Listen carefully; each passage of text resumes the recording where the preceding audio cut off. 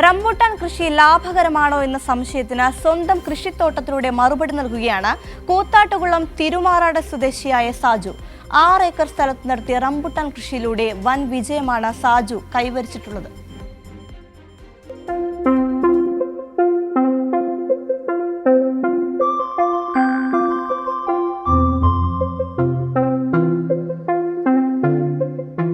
തിരുമാറാടി മംഗലത്ത് വീട്ടിൽ സാജുവിന്റെ കൃഷിത്തോട്ടത്തിൽ ഈ സീസണിലെ റംബൂട്ടാൻ വിളവെടുപ്പ് സജീവമായി പുരോഗമിക്കുകയാണ്.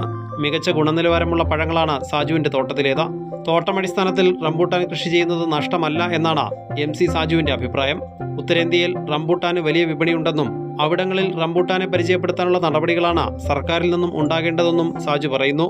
ഇന്ത്യൻ മാർക്കറ്റിൽ പഴവിപണി വളരുന്നത് 17%, കൃഷി വളരുന്നത് 6% ഉള്ളൂ. അപ്പോൾ ഈ 11% ആ വ്യത്യാസമുണ്ട്.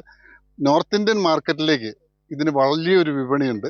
ആ വിപണിയിലേക്ക് ഇതിനെ കൂടുതൽ പരിചയപ്പെടുത്തി വലിയ തോതിൽ, അതായത് ഇപ്പം പൈനാപ്പിളിനെ പരിചയപ്പെടുത്തിയ മാതിരി റംബൂട്ടാൻ പരിചയപ്പെടുത്താനുള്ള ഹോർട്ടികോർപ്പിൻ്റെ ഒക്കെ നേതൃത്വത്തിൽ ആ സംവിധാനമാണ് കുറച്ചുകൂടി ഫലപ്രദമാകാൻ സാധ്യത. തമിഴ്നാട്ടിൽ നിന്നുള്ള മൊത്ത കച്ചവടക്കാരാണ് തോട്ടത്തിലെ റംബൂട്ടാൻ മുഴുവൻ കരാർ എടുത്തിട്ടുള്ളത്.